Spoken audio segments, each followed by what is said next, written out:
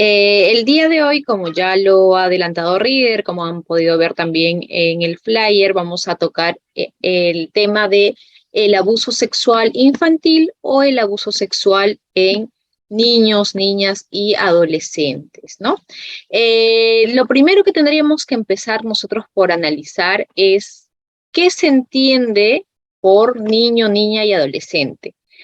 Los niños, niñas vienen a ser todos aquellos seres desde su concepción hasta cumplir los 12 años, ¿no? Eso es lo que se suele manejar internacionalmente como el grupo etario al cual vamos a denominar niños o niñas, ¿no?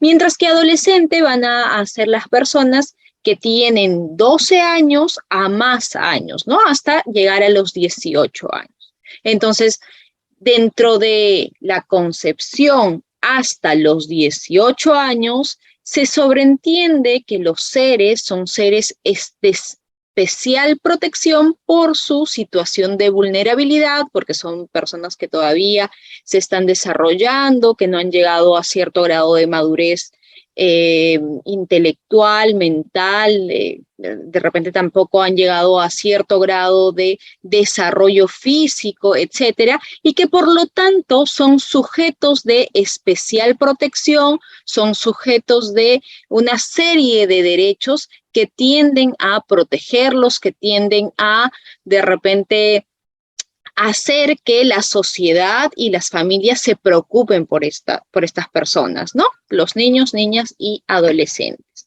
Cuando nosotros hablamos de repente de abuso sexual infantil, necesariamente tendríamos que ver cuáles son las estadísticas que tenemos a nivel nacional acerca de cuál es la situación de violencia que viven los menores.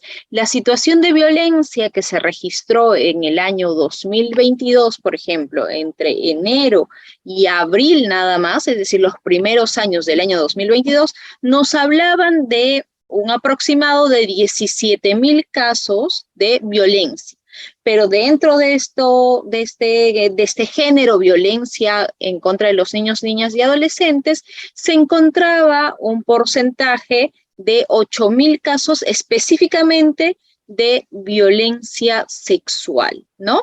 Que, como vamos a ver más adelante, no necesariamente son conductas que impliquen algún tipo de penetración, algún tipo de roce, algún tipo de acercamiento incluso, ¿no? Sino son diversas conductas que van a afectar a los menores en su ámbito de sexualidad, o mejor dicho, en el ámbito de especial protección que tendría que tener para que vayan desarrollando su aspecto sexual, ¿no? Entonces, estas personas, como dijimos, los niños, niñas y adolescentes, van a ser sujetos de especial protección mientras hayan sido concebidos hasta los 18 años, ¿no? A nivel internacional, nuestro país ha suscrito una serie de tratados, una serie de convenciones que lo obligan al Estado peruano a adoptar una serie de medidas, ya sean medidas en el plano legislativo, las leyes, ya sean medidas administrativas, ya sean medidas educativas o ya sean medidas sociales incluso, para que se pueda proteger a los niños, niñas y adolescentes contra cualquier forma de, ya sea abuso físico, ya sea abuso mental, ya sea un trato negligente por parte de sus cuidadores. Imagínense ustedes que unos niños se encuentran al cuidado, en realidad no de los padres, no de del padre, de la madre, sino se encuentra al cuidado de los tíos y los tíos no se están ocupando de los niños como debiera de ser, le dejan sin comida, se van por muchas horas del hogar o de la casa donde está el niño, etcétera, ¿no? Entonces, la Convención sobre los Derechos del Niño no solamente busca que los estados adopten todos los mecanismos necesarios para evitar cualquier forma de abuso, ya sea físico o mental, respecto de los niños, sino también para que se evite cualquier tipo de trato negligente por parte de los cuidadores, tutores o de las personas responsables de los menores, ¿no? Y también, evidentemente, se trata de evitar todos los malos tratos, todas las formas de explotación, todas las formas de abuso sexual, principalmente incluso, y este ámbito de protección se tendría que dar no solamente cuando el niño está dentro de un hogar o está al cuidado de sus padres o está al cuidado de repente de sus tutores responsables, etcétera, sino también podría o tendría que darse mientras se encuentre bajo la custodia de repente del propio Estado, ¿no? Si es que el niño no tiene padres. Lamentablemente sus padres de repente han fallecido. Si es que el niño también no tiene familiares cercanos que pudiesen hacerse cargo de él y se encontrase en algún centro o en alguna especie de orfanato, entonces también el Estado tiene que adoptar los mecanismos necesarios para que este niño esté plenamente cuidado, no sufra ningún tipo de abuso, no sufra ningún tipo de explotación, etcétera, ¿no? Y esta convención incluso tiene un protocolo facultativo que es relativo a la venta de los niños, la prostitución infantil y la utilización de niños en la pornografía. A través de este protocolo facultativo, lo que se ha hecho es decirle a los estados que tienen que, en sus legislaciones internas, prohibir todas las formas de explotación sexual o abuso sexual de los niños, niñas y adolescentes, ¿no? Y que principalmente tienen que adoptar tipos penales, delitos, en otras palabras, en sus legislaciones internas para no solamente desincentivar este tipo de comportamientos, sino también para que se sancionen este tipo de comportamientos. Si de repente no hablando necesariamente del Estado peruano, sí, pero si estamos hablando de un Estado X que llegó a firmar, a adherirse a la Convención sobre los Derechos del Niño y también suscribió, ratificó el protocolo facultativo de esta convención y anteriormente, por ejemplo, no prohibía la utilización de niños en pornografía. Una vez que se ha incorporado a esta convención, una vez que ha firmado el protocolo facultativo, tiene la obligación ya de incorporar dentro de su legislación penal un determinado delito que sancione y proscriba este tipo de comportamientos. Y incluso dentro de nuestra Constitución política, si nosotros vemos el artículo 4 de la Constitución, se señala que la comunidad y el Estado protegen especialmente al niño, a la niña o a los niños y a los adolescentes, ¿no? Como decíamos, los niños, niñas y adolescentes son sujetos de especial protección, tanto a nivel nacional como internacional, por su especial situación de vulnerabilidad y porque son personas que todavía se encuentran en pleno proceso de desarrollo y que merecen toda la atención, toda la protección y que vivan en un ambiente adecuado, libre de cualquier forma de violencia, ¿no? Y es más, el propio Código de los Niños, Niñas y Adolescentes en nuestro país, en el artículo 4, señala lo siguiente. El niño y el adolescente tiene derecho a que se respete su integridad moral, psíquica y física y a su libre desarrollo y bienestar. No podrán ser sometidos a tortura ni a trato cruel o degradante. Se consideran formas extremas que afectan su integridad personal, el trabajo forzado y la explotación económica, así como el reclutamiento forzado, la prostitución, la trata, la venta y el tráfico de niños y adolescentes y todas las demás formas de explotación, ¿no? Precisamente con eso se me viene a la mente una película que todavía me parece que está en cartelera, una película peruana muy buena, que se las recomiendo por cierto, que es Huillas Pirja, que es el cine de mi pueblo, y ahí, bueno, el personaje principal es Sistu, ¿no?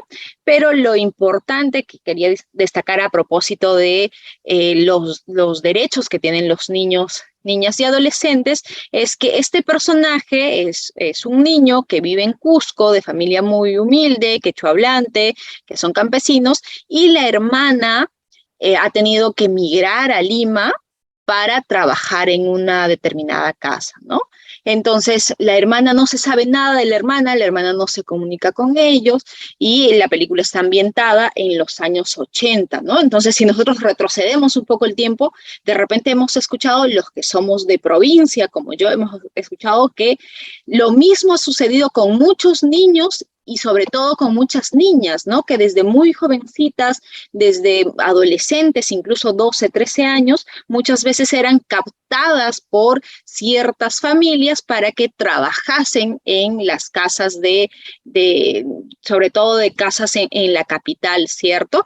Y que en vez de darles un trato digno, de repente está bien, tenían que trabajar, que en ciertas circunstancias se permite excepcionalmente el trabajo de adolescentes, sin embargo se les daba un trato de migrantes, se les daba incluso un trato como si se tratase de una forma de explotación o de trata, porque las niñas o los niños ya no podían volver a comunicarse con sus parientes, con su familia, ¿no? Entonces, por eso es importante que expresamente se haya consignado en nuestra legislación que está proscrito en nuestro país cualquier forma de trabajo forzado, cualquier forma de explotación económica, y evidentemente también está con mucho más razón proscrita toda forma de prostitución o empleo de los menores para satisfacer deseos sexuales de terceros, ¿no?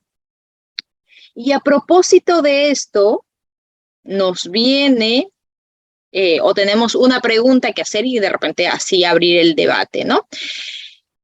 ¿Qué viene a ser lo que nosotros entendemos o lo que se ha conceptualizado por la indemnidad sexual? A ver, los leo así rapidito nada más en el chat.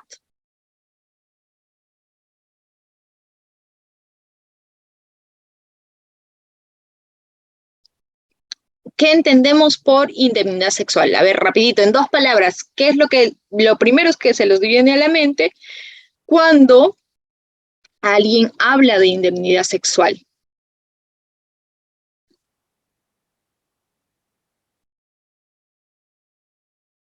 Intocable, dice, es el bien jurídico, limitado, abuso sexual a menores, protección de desarrollo normal de la sexualidad, intangibilidad, libre desarrollo del menor, bien jurídico, protección al menor, algo digno, no se le puede tocar a un niño de menos de 14 años, dice exactamente todo lo que han dicho, ¿no?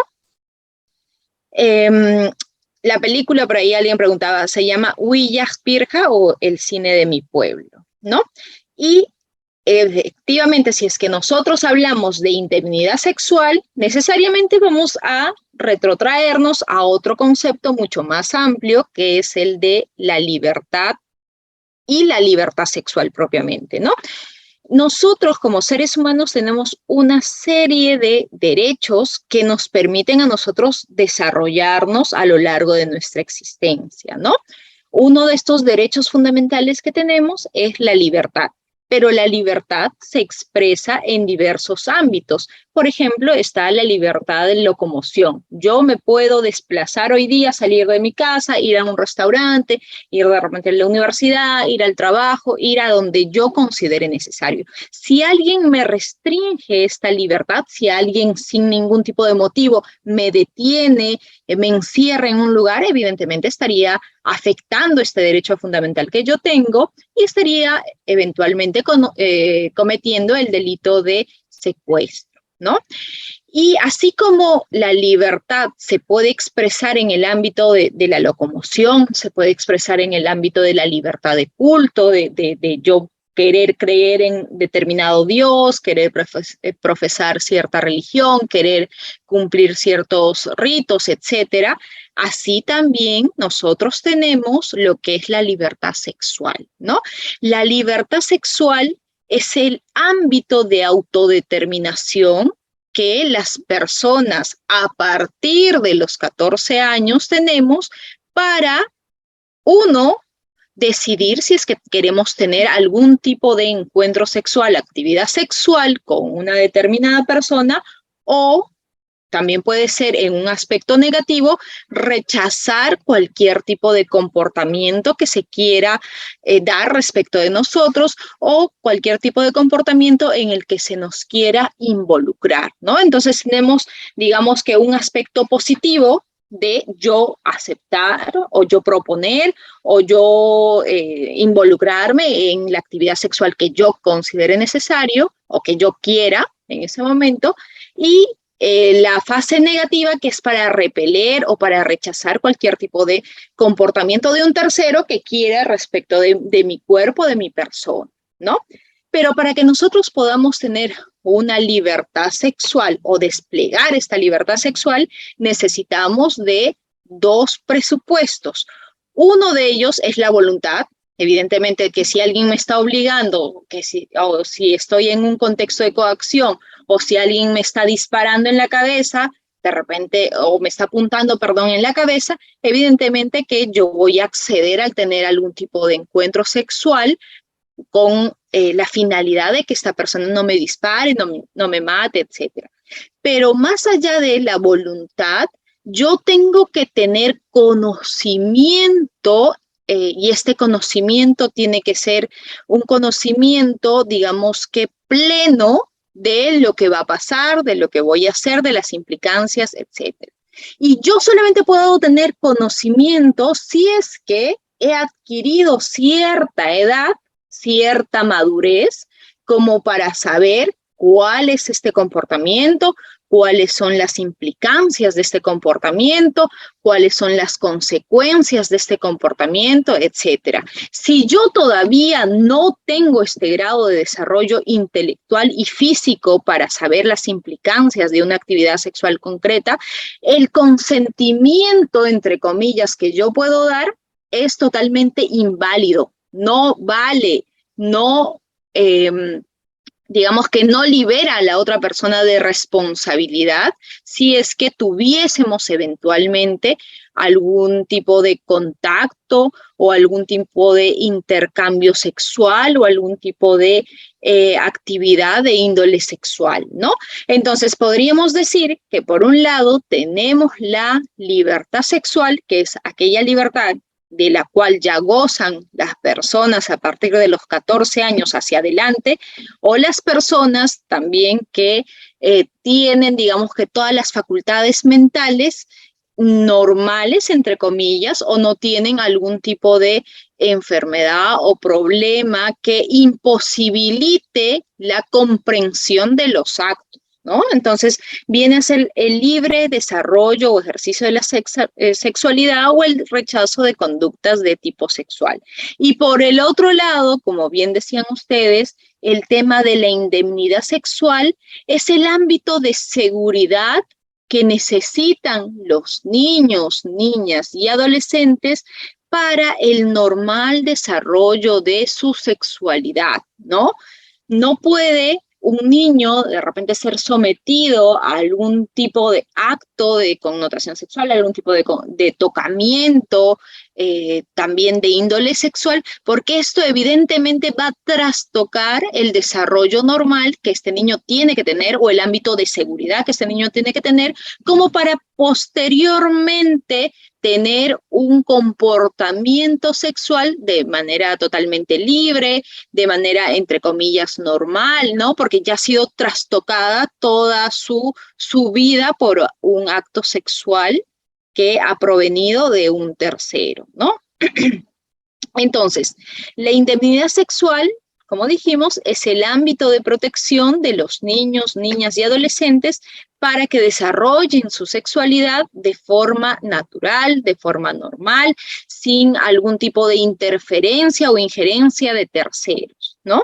Y este desarrollo de la sexualidad debe de ser, como sabemos, gradual, debe de ser progresivo y ya que involucra tanto aspectos físicos, psicológicos como culturales. No todos digamos que hemos llegado a la edad de 14 años y ya, 14 y un día hemos tenido relaciones sexuales y nos hemos abierto al ámbito sexual, al ámbito de la libertad sexual. No, sino que como todo es un proceso que se ha ido dando de manera gradual, de manera secuencial a lo largo de los años, a lo largo del tiempo, ¿no?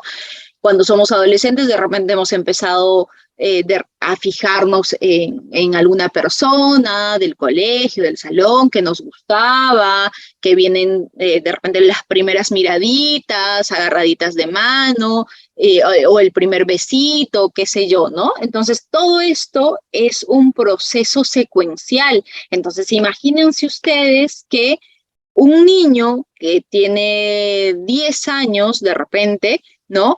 No conoce todavía esto del ámbito sexual, no entiende cuáles son las implicancias de tener relaciones sexuales y viene una tercera persona y de repente lo incita a tener algún tipo de comportamiento sexual. Este niño, posteriormente, cuando pasen los años, se va a dar cuenta de que lo que hicieron respecto de él ha sido un hecho delictivo, ha sido un hecho abominable y evidentemente su comportamiento posteriormente no va a ser el mismo, ¿no?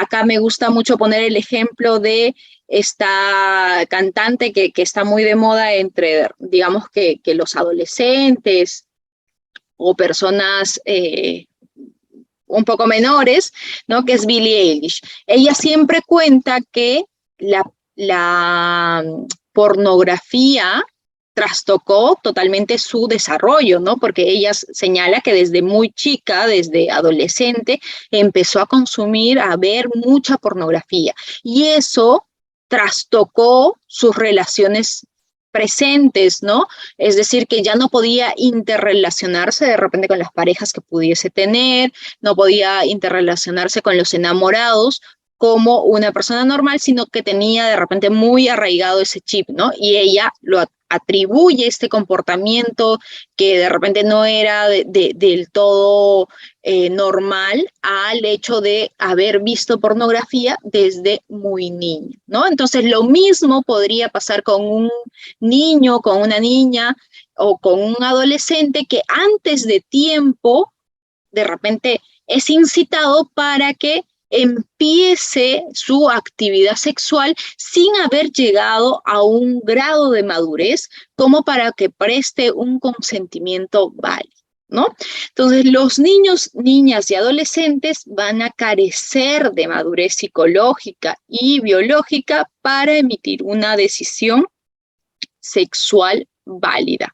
No tiene ningún tipo de validez, no tiene ningún tipo de valor que el niño quiera, que la niña, entre comillas, quiera, que la niña incluso de algunas personas, algunos colegas señalan como defensa, no, es que la niña lo buscó, es que el niño quería, es que siempre estaban detrás de la persona que ahora está siendo procesada y cómo es posible que ahora se le quiera imponer algún tipo de sanción. No, pero es que ese consentimiento o ese interés, digamos, del niño no es un interés, no es un consentimiento válido, en tanto todavía no han llegado a la edad de madurez psicológica, a la edad de madurez física, como para que su consentimiento sea razonado, sea informado y sea, por ende, consecuente con lo que va a hacer, ¿no? Incluso si nosotros vemos las noticias, se me viene a la mente este caso de una niñita del norte, ¿cierto? Me parece que es Piura, Talara o Piura, que hace poco ha sido sometida a una cesárea y la niña tiene 10 años. Imagínense ustedes, 10 años, una niña que ha quedado embarazada, evidentemente por un acto de violación sexual y que ahora se ha convertido en madre de otro pequeño, ¿no? Entonces, evidentemente, si es que saliese alguien a decir, no, que la niña sí quería, que la niña me buscaba, ese argumento de defensa está totalmente fuera de lugar, no tiene ningún tipo de validez legal, no tiene ningún tipo de validez incluso moral, ¿no? Entonces, dicho esto, ¿qué viene a ser el abuso sexual infantil o el abuso sexual de niños, niñas y adolescentes? Viene a ser aquella interacción en el que una persona va a emplear a un niño, niña o adolescente para que satisfaga un deseo de índole sexual o para satisfacer, digamos que, un apetito de naturaleza sexual o un deseo de naturaleza sexual, ¿no? Ahora bien, en los casos de abuso sexual infantil o abuso sexual en contra de los niños, niñas y adolescentes, no se necesita algún tipo de penetración, ni siquiera se necesita algún tipo de contacto físico, ¿no? Basta solamente que el menor sea expuesto a algún tipo de acto de naturaleza sexual. Por ejemplo, podría ser que no se le ha rozado, no se le ha tocado, no se le ha penetrado, pero sí se le ha mostrado pornografía, ¿no? Como para incitar el despertar sexual de este niño. No se le ha tocado, pero sí se le ha pedido que pose de determinada manera, poses de repente sugerentes para después posteriormente comercializar este tipo de imágenes, o de repente se le ha pedido que actúe en videos de índole sexual donde se está tocando, se está desnudando, etcétera. Entonces, esto también va a configurar un abuso sexual infantil, así no haya existido ni siquiera algún tipo de roce entre el agente y entre la víctima, ¿no? Y el segundo elemento, por así decirlo, que podría existir, además de, el hecho de satisfacer un deseo, un apetito o un interés de naturaleza sexual, es que siempre debe de mediar un abuso de poder entre la persona que digamos que ejerce algún acto de naturaleza sexual respecto del menor, ¿no? Y este abuso de poder podría darse por razón de la edad, podría darse por razón de clases sociales, podría darse por razón de sexo, etcétera. Es decir, que tiene que haber una persona que detente un determinado poder, que se valga de ese determinado poder para someter al niño, niña o adolescente a un acto de naturaleza sexual que podría ser con roce, sin roce, con penetración, sin penetración, ¿no?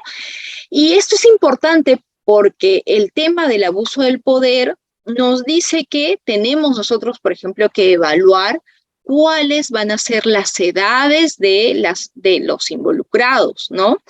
No es lo mismo que estemos hablando de repente de actos de naturaleza sexual, de repente de tocamientos entre un adolescente de 14 años que ya se sobreentiende que tiene cierta libertad sexual y una adolescente de 13 años que todavía no ha llegado a esta línea de edad o esta edad que el legislador ha establecido que a partir de la cual recién van a tener libertad sexual. Estamos hablando de encuentros de repente entre un adolescente de 14 y una adolescente de 13 que podrían besarse, tocarse, y esto evidentemente es una actividad de naturaleza sexual. Entonces ahí no podríamos nosotros ver de que hay un abuso de poder de parte de alguno de ellos, porque tienen casi la misma edad, pero no sería lo mismo si es que estuviésemos hablando de repente de un adolescente de 16 años, 17 años y que ejerce algún tipo de acto de naturaleza sexual, tocamiento, masturbación, etcétera, respecto de un niño de 3 años, 4 años, 5 años, etcétera. Ahí evidentemente que sí podríamos apreciar de que existe una diferencia sustancial de edad, estamos hablando de más de 10 años,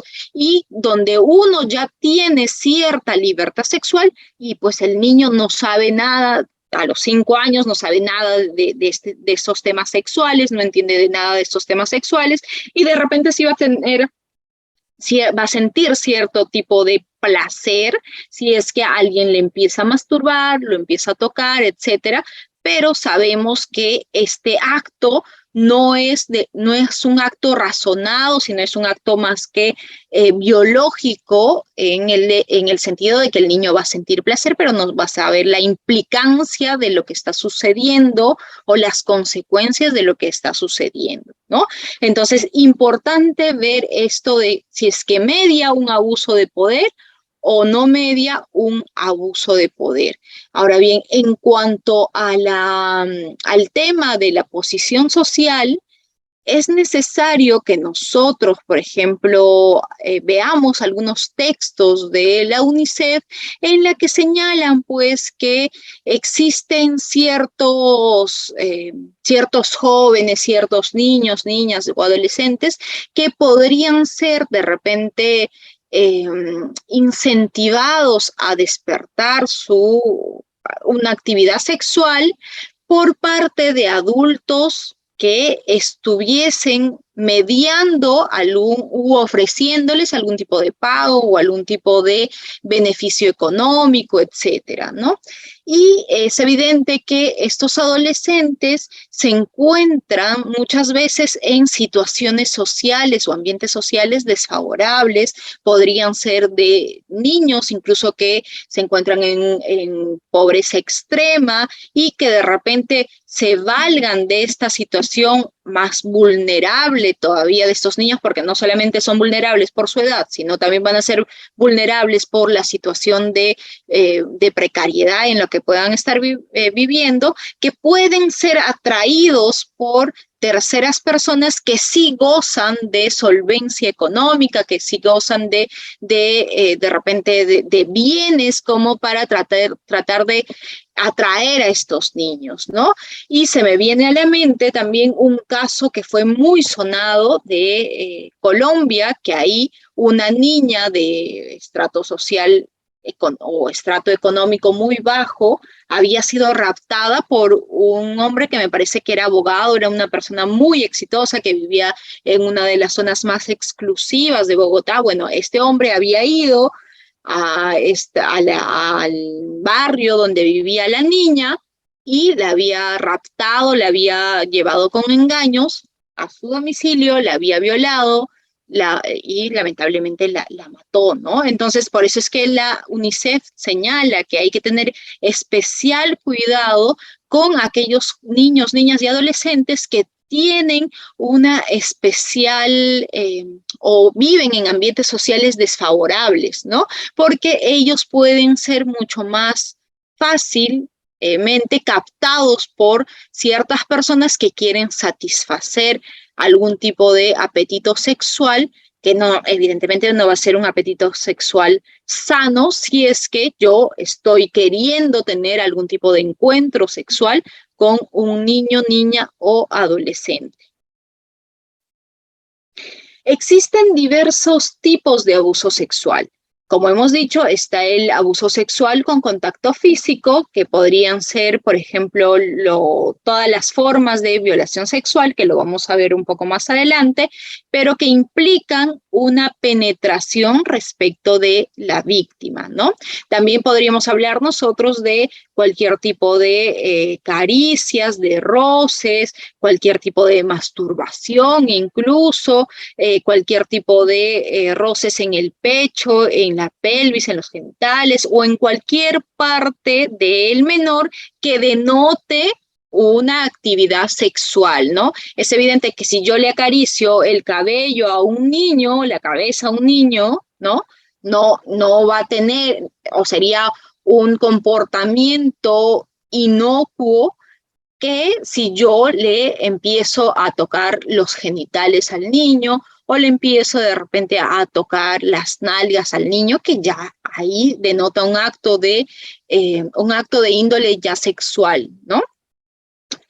Asimismo, tenemos un abuso sexual sin contacto físico, ¿no? En esto no existe ningún tipo de acercamiento físico entre el agresor y la víctima. Podría ser que el agresor le muestre los genitales al menor, o podría ser que se emplee al menor en material pornográfico, ¿no? Como dijimos, de repente se le hace posar de determinada manera al niño y se van registrando videos o fotos del niño y posteriormente se podría comercializar en el mercado negro estas fotos del niño, ¿no? O en páginas que existen de personas pedófilas, ¿no?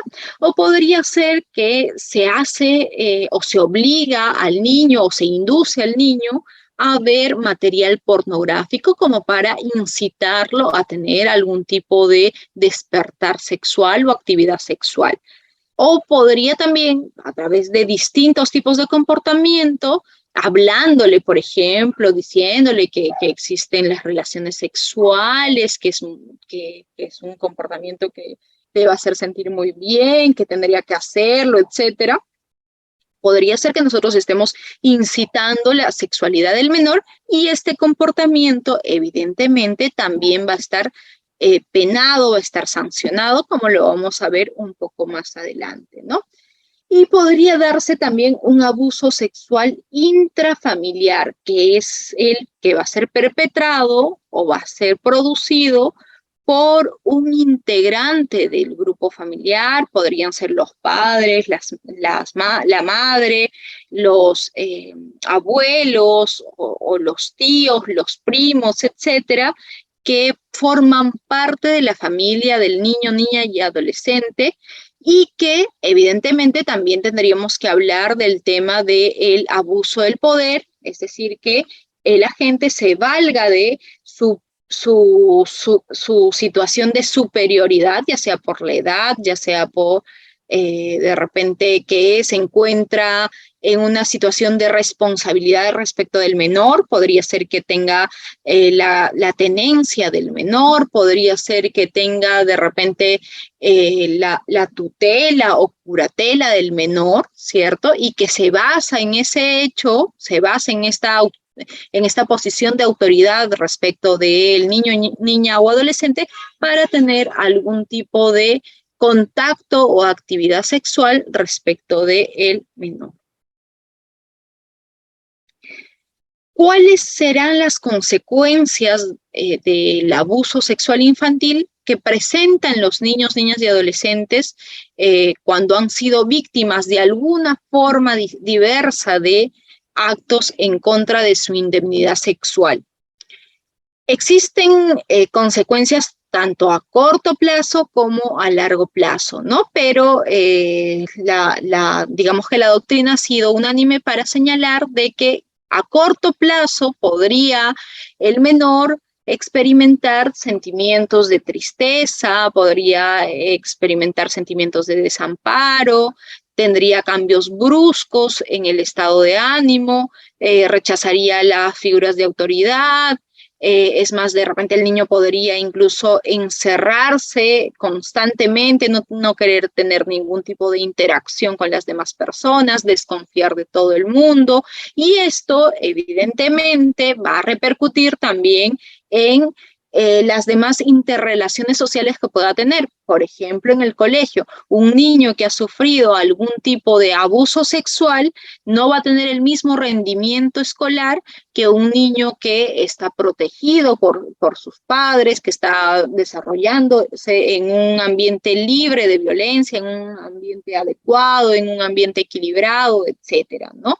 Y también podría tener eventualmente problemas de dificultad en la concentración. Y a largo plazo se han presentado casos en los que la víctima va a tener baja autoestima, va a tener problemas en su propia sexualidad, como podrían ser disfunciones sexuales, podría tener trastornos emocionales, Y esto, evidentemente, también va a hacer que fracase en el ámbito escolar o fracase en sus relaciones con otras personas o en sus relaciones intrafamiliares o que pueda tener conflictos constantes dentro de la familia, ¿no? Entonces, hay que tener muy en cuenta todos estos aspectos cuando nosotros estemos frente a un niño, niña o adolescente. Podría ser que tengamos un sobrino, tengamos un hermano y de la noche a la mañana vemos cambios en él, que empieza a encerrarse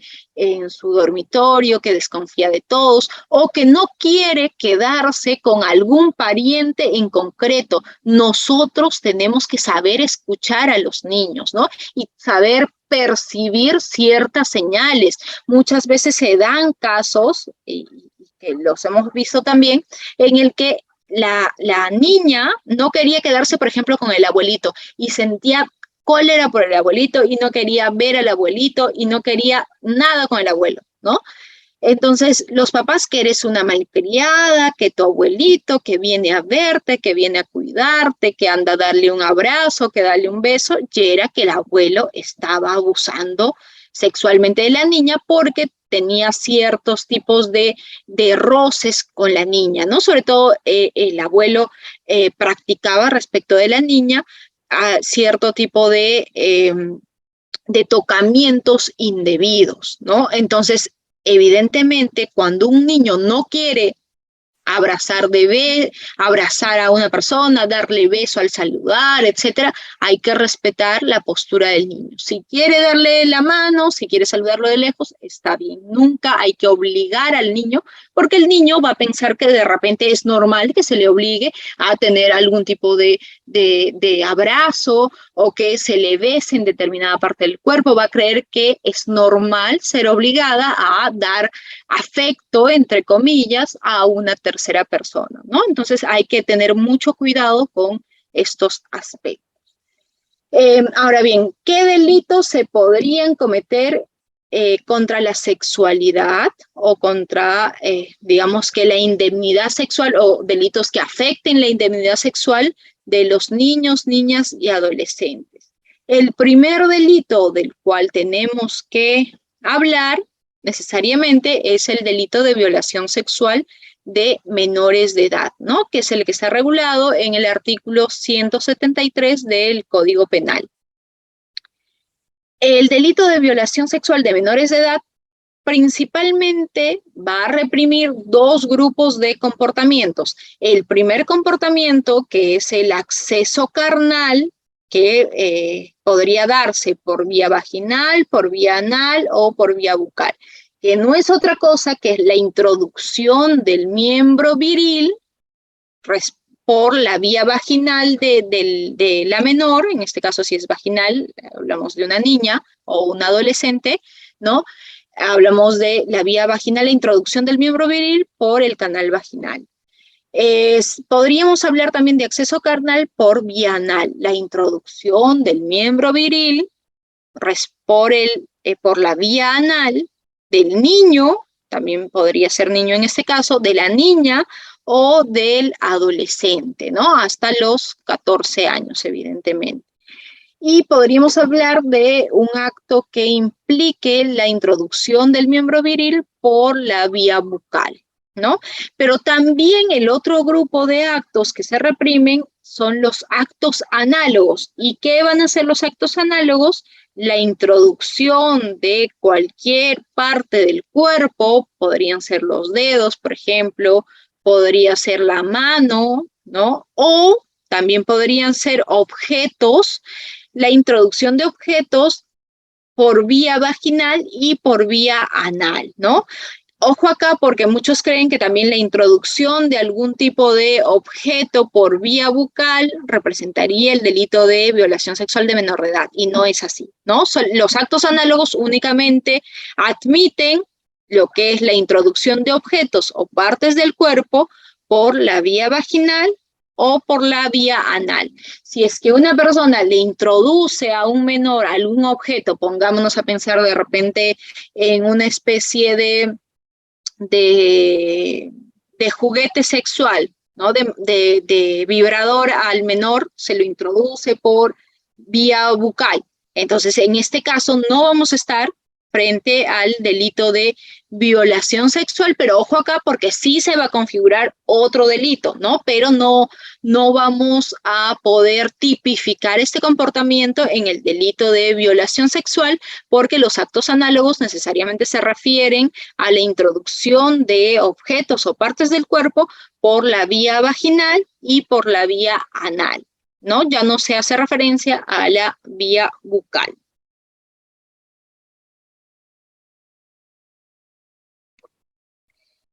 El delito de violación sexual de menor de edad, como hemos dicho, implica que se está reprimiendo el comportamiento sexual per se. No se reprime como ocurre en el caso de los mayores de edad, que estamos frente a un comportamiento en el que se ha obligado a la víctima a tener algún tipo de actividad sexual o acceso carnal o acto análogo, ¿no? Sino que se va a reprimir el solo hecho de haber tenido algún encuentro sexual, ¿no? Que implique penetración con el menor o con los niños, niñas o adolescentes, ¿no? Por eso es que la Casación 41-2012 Moquegua ha establecido expresamente lo siguiente, ¿no? Nuestro ordenamiento jurídico, bajo criterios de interpretación sistemática, protege a las personas menores de 14 años. En este caso, el ejercicio de la sexualidad con dichas personas se prohíbe en la medida en que pueda afectar el desarrollo de su personalidad y producir alteraciones importantes que incidan en su vida o equilibrio psíquico de cara al futuro. Por lo tanto, cualquier consentimiento del incapaz carece de validez. Una vez más, cualquier consentimiento del incapaz carece de validez, configurándose una presunción jure de jure de la ausencia del consentimiento válido, ¿no? Es decir, que no vengan acá de repente, si tienen algún cliente, a querer defenderlo diciendo es que la niña estuvo detrás y la niña o la adolescente lo incitó y la niña se puso tal ropa y la niña se presentó desnuda ante mi patrocinado. No importa, porque este tipo de, entre comillas, consentimiento de una persona menor de 14 años no tiene validez alguna y por lo tanto no se considera un acto sexual que se va a producir en ejercicio de la libertad sexual, sino que como la persona todavía tiene indemnidad sexual, es decir, como el Estado vela porque esta persona llegue a cierto grado de madurez sin que tenga algún tipo de injerencia en su ámbito sexual, este comportamiento que se ha ejercido sobre ella va a estar sancionado, va a estar penado, ¿no? Entonces, por eso es que dice jure de jure, es decir, no admite prueba en contrario que el menor tiene una ausencia de consentimiento válido, ¿no? Pero alguien de repente me va a decir acá, pero doctora o Mary, acá hay que tener en cuenta de que hay muchas menores que no aparentan su edad, ¿no? Que de repente son adolescentes muy desarrolladas o adolescentes incluso que han podido mentir respecto de cuál es su verdadera edad. Entonces, en este caso, podría ser que nosotros nos encontremos frente a lo que se conoce como el error de tipo, ¿no?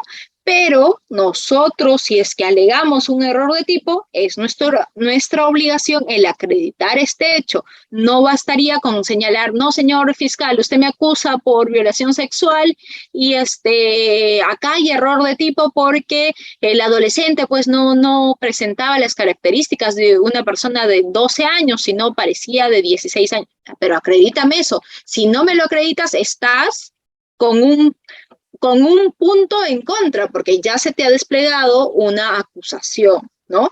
Entonces, el error de tipo se sobreentiende que es aquella situación en la que una persona desconoce cierto elemento del tipo penal. En este caso en concreto, desconoce el sujeto activo la edad de la menor y podría ser de que esta menor ha mentido en su edad.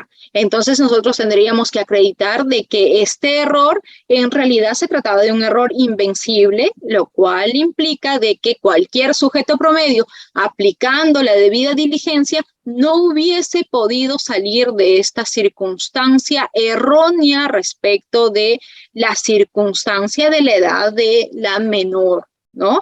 Entonces tendríamos de repente que acreditar que la menor se presentaba documentos falsos, iba a discotecas, de repente podría ser, ¿no? Me estoy poniendo un caso extremo. O podría ser el caso de que la menor en realidad estaba en un salón del colegio mucho más avanzado para su edad, no estaba en un salón de 12 años, sino estaba en un salón de 14 años, porque de repente era una niña muy inteligente que había entrado desde muy pequeña a la escuela, etcétera, ¿no? Entonces, estoy inventando, pero lo que quiero acá que quede en claro es que si yo alego error de tipo, error respecto de la edad que tenía la menor, tengo el deber, tengo la obligación de acreditar este error y de acreditar que este error en realidad se trataba de un error invencible como para que se pueda desvirtuar totalmente la responsabilidad, ¿no? Porque si se tratase de un error vencible, es decir, que un error que sí se podía haber descubierto esta circunstancia que era no compatible con la realidad, entonces ahí la norma dice que se podría sancionar con la forma culposa del delito, pero como en el delito de violación sexual no existe una forma culposa, en realidad también siempre se terminaría librando de responsabilidad penal o de una sanción al sujeto que está siendo procesado, ¿no? Hasta acá, a ver, ¿alguna pregunta? Abrimos el micrófono de las preguntas para hacer un corte, dinamizar un poco más de repente la clase y después continuamos con las siguientes diapositivas.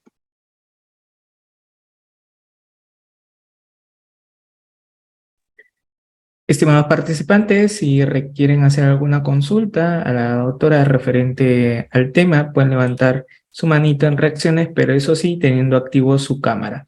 Ya saben cómo pueden intervenir, ¿sí? Tengan activos sus cámaras, estimados participantes, para darle pase al audio. Un ejemplo, tenemos al doctor Andy. Doctor Andy, ¿cómo está? Muy buenas noches, qué gusto saludarlo. Y luego doy pase al doctor William. Una pregunta, por favor. Adelante, active su audio. Buenas noches con todos. ¿Se me logra escuchar? Sí. Buenas Buenas noches, noches, doctor. doctora. Sí, lo escuchamos. Ya, mi pregunta es concreta. En el caso de que una persona X obligue a un menor de edad a ver pornografía, ¿qué delictivo nos encontraríamos? ¿O solamente es una conducta inmoral?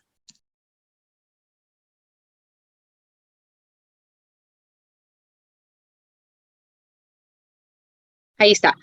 Si se comete un acto delictivo, lo vamos a ver un poco más adelante porque no solamente hemos traído de repente para análisis el delito de violación sexual, sino otros tipos penales más que implicarían alguna forma de abuso sexual en contra de los niños, niñas y adolescentes. Ya lo vamos a ver un poco más adelante.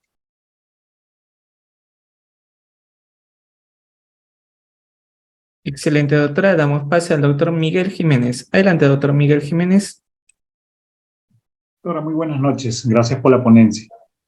Doctora, ¿podría detallar o explicar respecto a la emancipación de los menores? Esa es una. Y la otra es este delito y la casación que hace referencia el 41-2012, ¿es para incapaces absolutos o también alcanza los incapaces relativos, ¿no? En base a la modificación del 384, creo que es el decreto. Gracias. Gracias por la pregunta, colega. Bueno, lo de la emancipación, ojo acá, porque es un tema netamente que implica el ámbito civil, ¿no? Pero cuando hablamos nosotros de temas penales, existe una graduación que es a partir de los 14 años, ¿no? La emancipación es cuando, bajo determinados supuestos, un adolescente que ha cumplido 16 años, entre 16 y 18 años, y por ejemplo, está trabajando, ya no depende de sus progenitores, o podría ser también que va a contraer matrimonio, podría solicitar la emancipación, es decir, que ya no sea considerado como una persona que tenga capacidad relativa, ¿no? Y que no haya llegado digamos que a la mayoría de edad como para gozar de todos sus derechos, libertades fundamentales de manera directa, ¿no? Ese es el tema de la emancipación. Pero el tema de la emancipación no guarda relación con el tema de la actividad sexual, ¿no? Porque la actividad sexual no necesito yo estar emancipada para tener, de repente si soy un adolescente de 14 años, de 15 años, de 17 años, no necesito un proceso de emancipación para gozar de cierta libertad sexual. Por ejemplo, puedo tener ya relaciones sexuales, puedo tener actividad de connotación sexual, siempre y cuando, ojo acá, que no implique un intercambio económico respecto de una tercera persona, porque si implica un intercambio económico, en realidad se está cometiendo un delito. Por eso es que decimos que ha alcanzado cierto grado de libertad sexual, pero esta libertad sexual no es absoluta como si fuese una persona de 19 años, 20 años, que si quiere podría dedicarse a lo que es la prostitución de manera libre, ¿no? Pero si estamos hablando de un menor de 18 años, no puede existir actos de prostitución respecto de este menor, ¿no? Entonces hay que tener muy en cuenta eso. Y la otra pregunta era respecto de incapacidad relativa y absoluta, me parece. A ver si lo anota en el chat, por favor, para que no se nos vaya la pregunta. Y vamos con la siguiente persona que está en cola, por favor, para las preguntas. Sí, doctora, estimados participantes, tengan en cuenta, es una pregunta por estudiante, así para puedan intervenir los demás, ¿sí? Esperamos que puedan acatar, si no, lamentablemente tendré que cortar el audio en la siguiente pregunta. Mientras vaya haciendo el siguiente colega su pregunta, es necesario acá hablar de los acuerdos plenarios que existieron, que estuvieron muy en boga, que se dieron en el año 2006, 7, 8, ¿cierto? Porque en algún momento a alguien se le ocurrió, vamos a reprimir todos los comportamientos sexuales de menores de 18 años, ¿no? Por lo tanto, ya no se le reconocía libertad sexual a los adolescentes entre 14 y 18 años, sino que toda aquella persona que había tenido algún tipo de encuentro sexual, relaciones sexuales con cualquier menor de 18 años, iba a ser sancionada con una pena altísima, ¿no? Y a raíz de eso hubieron una serie de acuerdos plenarios, incluso este tema llegó al Tribunal Constitucional, y en un primer momento la Corte Suprema dijo, acá hay que analizar el tema de la emancipación. Si es que el Código Civil me dice que se pueden emancipar los menores de edad para contraer matrimonio, se pueden emancipar para trabajar, etcétera. Entonces, ¿cómo es posible que por un lado yo acepte que se emancipen para casarse y por el otro lado esté reprimiendo o sancionando a aquella persona que va a tener relaciones de repente con alguien que se está emancipando, con un adolescente que se está emancipando? Entonces, no existía ningún tipo de coherencia, ¿no?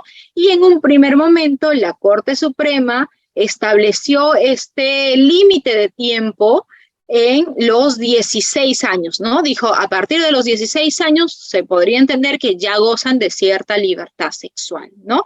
Pero un año después, desdiciéndose y dando marcha atrás, en el año 2008, sacaron un nuevo acuerdo plenario. En este nuevo acuerdo plenario señalaban de que había que analizar cuál era la situación de la actividad sexual o el desarrollo sexual de los adolescentes en nuestro país. En nuestro país las tasas de embarazo adolescente son muy altas, sobre todo en ciertas regiones del país. Entonces, si las adolescentes se están embarazando, es porque están teniendo relaciones sexuales desde muy temprana edad. Y la solución a esto no es que se criminalice, ¿no? Sino es, por el contrario, que se eduque, que se enseñe, que se les enseñe incluso a usar mecanismos anticonceptivos, ¿no? Y también se analizaba el Código Civil, que había uno de los artículos permitía de que la mujer entre 14 y 18 años podría demandar alimentos respecto de su menor hijo. Entonces, ¿cómo es posible de que puedan demandar por alimentos de sus menores hijos las mujeres de 14 años, 15 años, y por el otro lado se esté criminalizando a las personas que en realidad han tenido relaciones con ella y por lo tanto han tenido hijos con ellas, ¿no? Entonces no existía coherencia y ahí bajaron incluso a 14 años el límite de edad a partir del cual se iba a entender de que las mujeres ya tenían, o mejor dicho, los adolescentes ya tenían cierto tipo de libertad sexual, ¿no? Y bueno, después el artículo incluso fue declarado inconstitucional por el Tribunal Constitucional y hubieron ciertas modificaciones y llegamos hasta el día de hoy que típicamente ya se entiende de que a menos de 14 años, violación sexual de menor de edad. A partir de los 14 años no existe cierta libertad y por lo tanto no se podría reprimir a las personas que tienen encuentros sexuales consentidos con adolescentes a partir de los 14 años. Bueno, ¿puedo intervenir? Sí, doctor, ¿cómo está? Lo escuchamos. Gracias. Mi nombre es Willy Machaca y usted se señalaba de que los chicos, si hubiera algún abuso de entre una menor de 12 años y 14 años, no hay mucha diferencia de edad, y ahí como que no habría tanto abuso, por decir, ¿no? Si tuviera 17 años, ahí sí, ¿no? Hay una diferencia de edad, decía. ¿Cuál es el fundamento para sostener este criterio? ¿Es un fundamento psicológico, doctrinario, jurídico? Quisiera que responda con mayor razón. Si son desarrollados entre 12 años, por decir, tanto varón y mujer, e inclusive usted habló del embarazo. ¿Y qué tal hay un embarazo todavía? Y ha sido con violencia, inclusive esto, todavía, vamos entre menores de edad, menores de 13 años. ¿Qué situación se daría en este caso, no? Queremos su apreciación. Gracias. Gracias por el interesante comentario, ¿no? Lo importante acá, cuando estemos hablando de abuso sexual de menores, es la diferencia de edad que puede existir, ¿no? Y evidentemente otras circunstancias más. Si estamos hablando de un encuentro sexual entre dos adolescentes que tienen 13 años, ambos 13 años, o tienen 13, 14 años, en realidad acá no habría ningún tipo de abuso. ¿Y en qué me baso? En distintos pronunciamientos, sobre todo de jueces de familia, donde toman en cuenta la edad que tenía el menor o las edades que tenían los dos menores para considerar de que en realidad no se trata de un acto típico que implique algún tipo de violación sexual, sino se trata de repente de intercambios sexuales o intercambios que se dan en el marco del desarrollo de la sexualidad de ambos adolescentes, ¿no? Pero como dijimos también, es distinto que hablemos de un adolescente de 17 años respecto de un niño de 5 años, 4 años. Ahí no existe ningún tipo de desarrollo que podría de alguna manera justificarse porque el menor o el niño de 5 años en realidad no está ni siquiera próximo a la adolescencia como para ir descubriendo su sexualidad, como si podría suceder entre dos chicos de 13 años, entre dos chicos que están próximos a cumplir los 14 años, o entre dos chicos de 12 años incluso, pero o sea, no he visto casos de 12 años, pero sí se ha visto muchos casos, sobre todo de 13 años, ¿no? Y es importante también acá tener en consideración de que si es que ha habido algún tipo de violencia, acá ya no estamos hablando del marco del desarrollo de la sexualidad de los menores, ¿no? Este es un acto que implica necesariamente la defraudación de una expectativa normativa y por lo tanto, si se tratase de un adolescente, por ejemplo, adolescente de 15 años, 16 años, 17 años o más, que ha tenido acceso carnal obligado con una adolescente de 15 años o de repente violación sexual con una menor incluso de 10 años y ha obrado algún tipo de mecanismo de coacción, de violencia, golpes, etcétera, entonces ahí evidentemente sí estamos hablando de la infracción de la ley penal, ¿no? Y como infractor tendría este adolescente que seguir un determinado proceso ante el juez de paz y el juez de paz tendría que resolver cuál es la situación, si se ha infringido la ley, si no se ha infringido y cuál sería la medida socioeducativa que se tendría que aplicar al menor. Excelente, doctora. Damos pase al doctor Jorge. Adelante, por favor. Una pregunta. Adelante. Buenas noches, muchas gracias. Doctora, mi pregunta es, ¿cuál es el límite típico del artículo 173, violación sexual de menor de edad, con el artículo 176, que es actos contra el pudor, no tocamientos indebidos? Porque en el primero menciona cualquier introducción de cualquier parte de su cuerpo u otros objetos, y en el segundo menciona tocamientos en esas partes íntimas. Entonces, ¿cuándo es tocamiento? Cuando no hay una introducción, pero sin embargo si hay un rozamiento en los genitales, ¿o cuál es la diferencia en estos dos tipos? Para decir tocamientos o decir violación. Gracias por la pregunta, colega.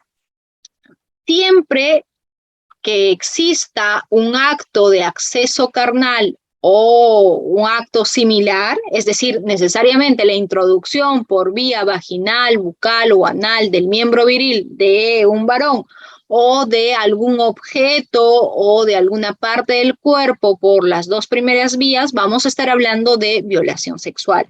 En cambio, en los tocamientos o actos de connotación sexual, ahí no existe ningún tipo de penetración, ¿no? Por vía anal o por vía vaginal o bucal, en el sentido de introducción del miembro viril del agente o del varón, ¿no?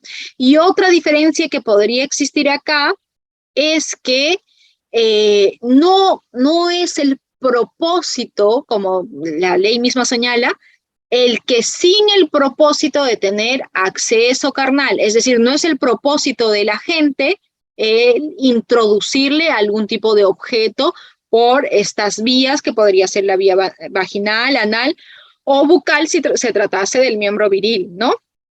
Pero sí va a configurar el delito de tocamientos indebidos o el delito también llamado de actos de connotación sexual o actos libidinosos, el que el agente obligue al menor de 14 años a realizar sobre sí mismo algún tipo de tocamiento, ya sea de sus partes íntimas, ya sea de sus genitales, podría ser los glúteos, los senos, etcétera, o realice cualquier acto de connotación sexual sobre el cuerpo incluso del agente, ¿no? Entonces, eso es básicamente, son los roces, son, digamos, que los tocamientos, las frotaciones que podrían existir sin que exista el acceso carnal o la introducción de, ya sea del miembro viril o ya sea de algún objeto o partes del cuerpo,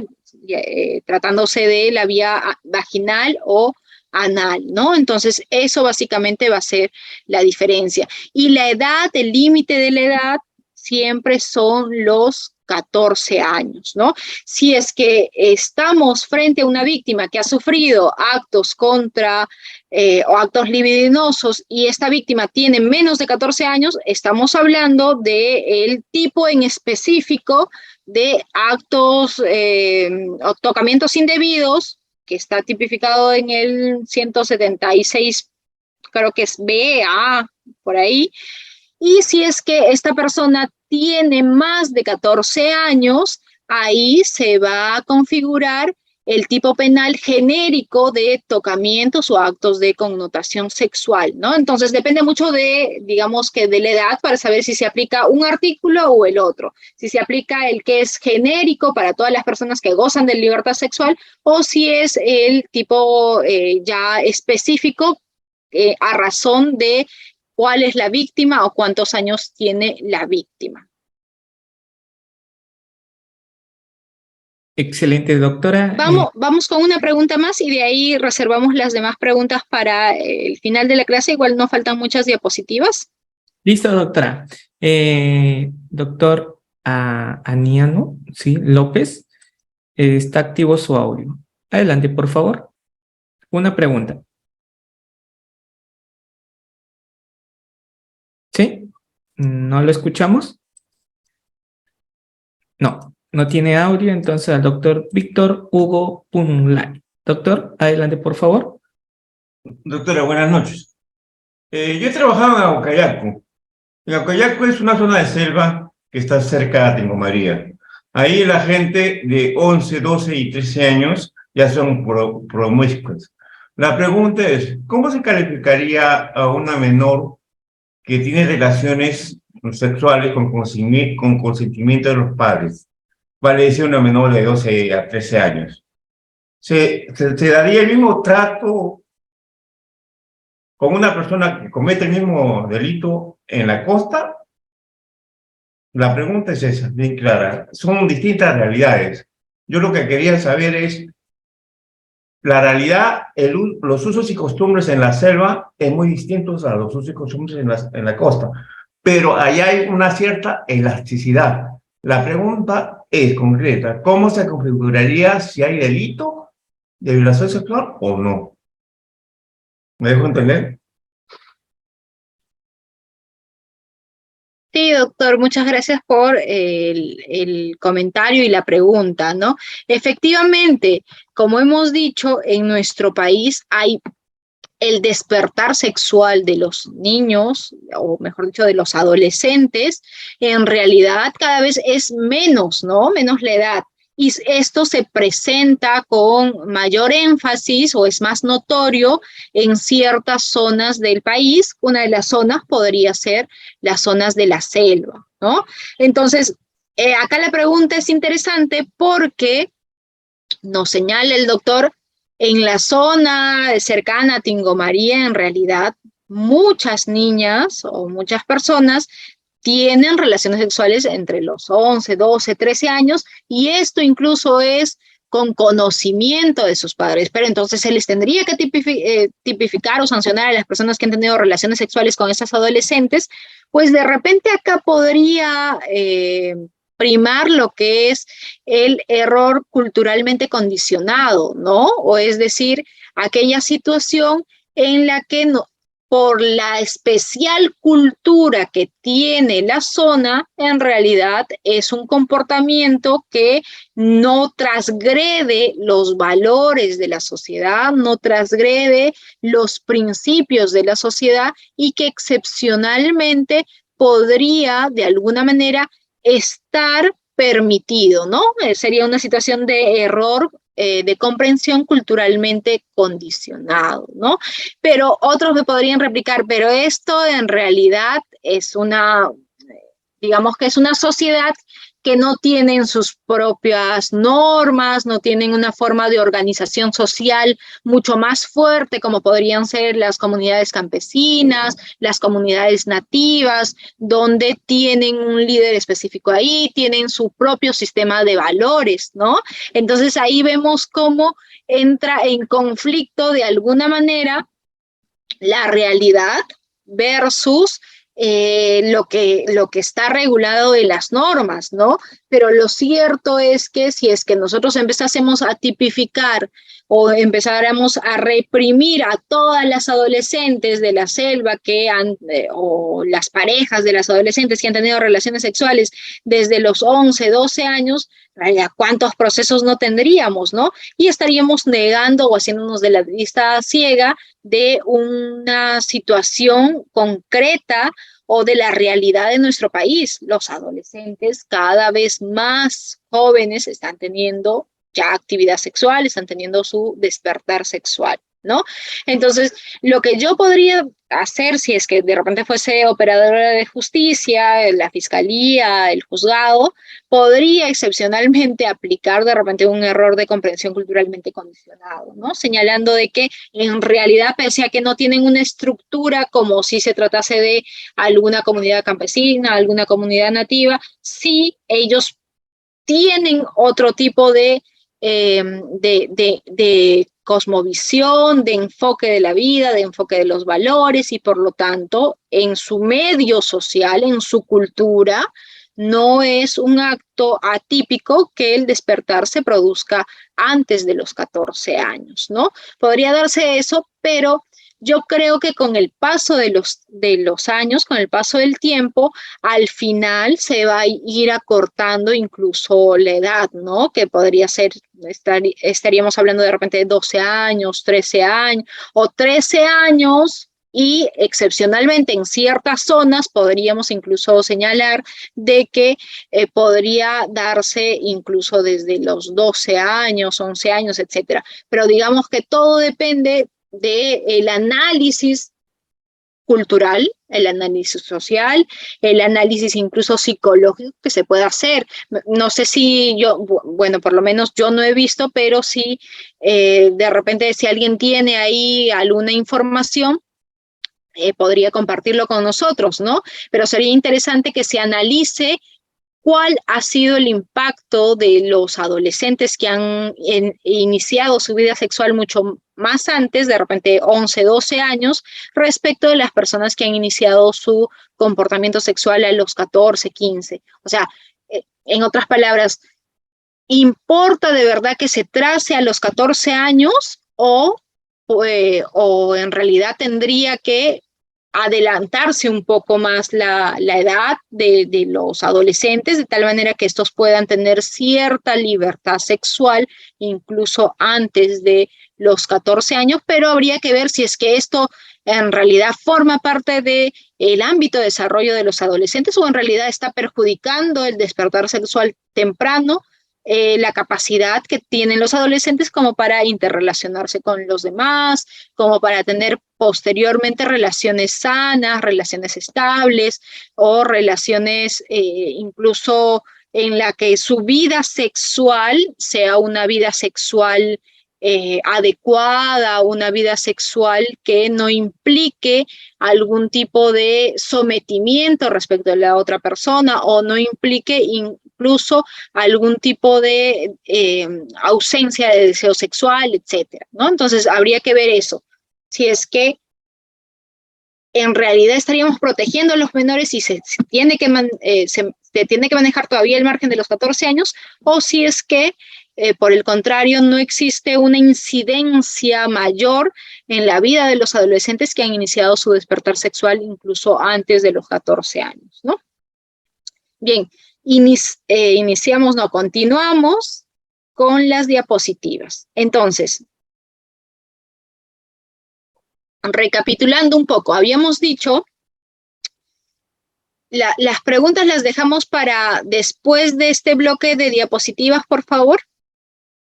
Habíamos dicho de que en la Casación 41-2012 Moquegua, la Corte Suprema ya había sido enfática en señalar de que la validez o no existía validez del consentimiento del menor de 14 años, ¿no? Y que esto no admitía prueba en contrario. No es válido el consentimiento que da un menor de 14 años, ¿no? Punto. Ahora, el delito de violación sexual admite conductas sexuales pasivas del agresor. A ver qué piensan ustedes, así rapidito los leo en el chat. Sí, ¿no?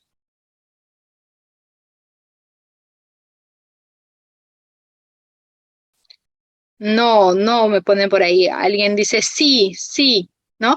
¿A qué me refiero esto con el delito de violación sexual? Admite conductas sexuales pasivas del agresor. Es decir, admite de repente que sea el menor de 13 años que introduzca su miembro viril por las cavidades del adulto, o siempre tendría que ser el adulto el que digamos que ejerza la actividad o sea activo en la relación sexual. No ponen por ahí, sí, no, divididos. Bueno, el hecho es que, como hemos dicho, el delito de violación sexual, la finalidad de la norma es preservar este ámbito de intangibilidad sexual que tienen los menores para que se puedan desarrollar de manera libre, se puedan desarrollar de manera paulatina en el ámbito de su sexualidad y llegado el momento puedan desenvolverse con total normalidad, ¿no? Entonces, como esa es la finalidad en realidad de la norma, sí han existido una serie de pronunciamientos de la Corte Suprema en la que señalan que no importa si el adulto es el sujeto pasivo o activo en la relación sexual, pero siempre se va a configurar el delito de violación sexual, ¿no? ¿Qué es lo que nos dijo el recurso de nulidad 18 o la ejecutoria que se plasmó en el recurso de nulidad 189-2017 Junín? La práctica sexual de la felación activa en menor de edad, esto es la conducta del agente consistente en introducir en la cavidad bucal el pene del menor, constituye el delito de violación sexual de menor de edad, ¿no? Es decir, que en este caso, quien había introducido el pene en la cavidad bucal del adulto era el menor de edad, ¿no? Entonces, para el acceso carnal vía bucal, sin que medie violencia o amenaza, una de las modalidades del delito de violación sexual de menor de edad prevista expresamente en el artículo 73 del Código Penal, si bien resulta indispensable la utilización del órgano sexual humano, la conducta no se configura únicamente cuando el agente, sujeto activo del delito, introduce su miembro viril en la cavidad bucal del menor, felación pasiva. El sentido normativo, valorativo del referido ilícito penal permite que el mismo se configure también cuando el agente introduce en su propia cavidad el órgano sexual de la víctima, ¿no?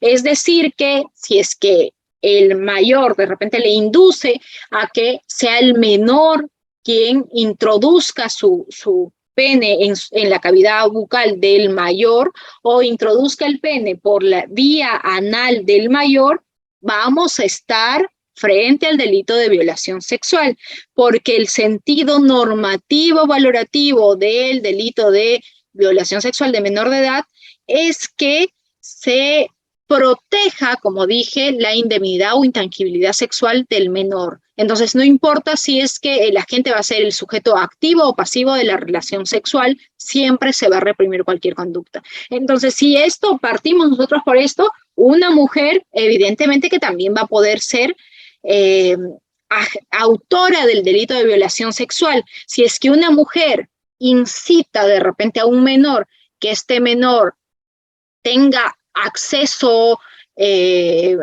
carnal por vía vaginal con esta mujer mayor de edad y el adolescente de 12 años o el niño de 10 años, vamos a estar también frente al delito de violación sexual. También ha existido un pronunciamiento de la Corte Suprema, no lo he puesto en las diapositivas, pero que analiza el caso también de mujeres, ¿no? Y llega a la misma conclusión. El sentido normativo valorativo del delito de violación sexual en realidad es que se proteja al menor, ¿no? Entonces no importa si el menor va a ser el sujeto activo o pasivo de la relación sexual.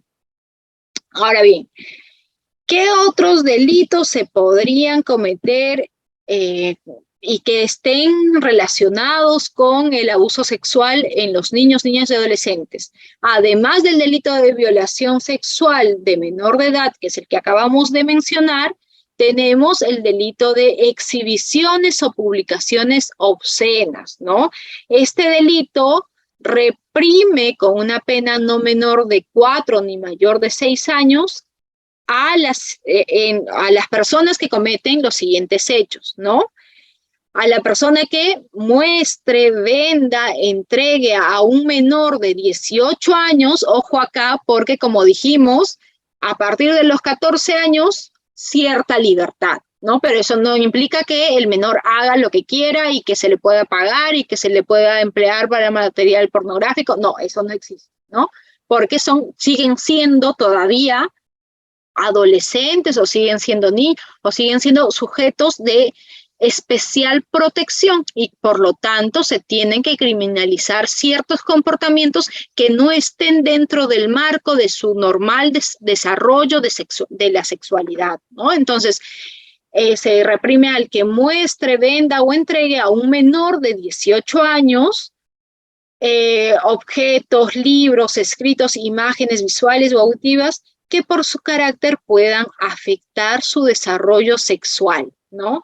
No sé si ustedes han escuchado hablar habían cierto tipo de películas en la que se captaban a víctimas para tener supuestamente relaciones sexuales, pero se les iba matando mientras se tenía relaciones sexuales con ellas, ¿no? No me acuerdo, tiene un cierto nombre, entre comillas, género o esta especie de crimen que se cometía.